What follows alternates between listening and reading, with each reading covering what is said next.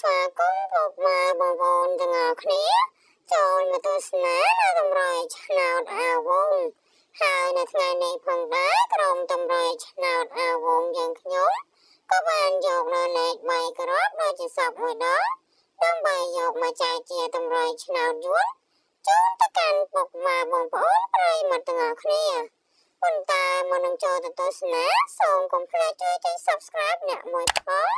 ដើម្បីទទួលបានរាល់តម្រុយឆ្នោតអាវងចែកលេ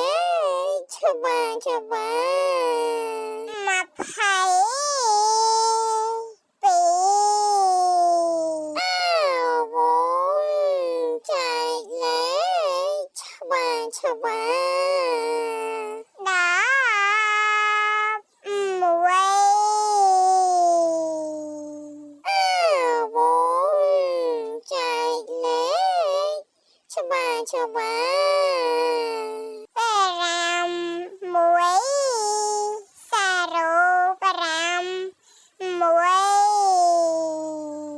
អាវង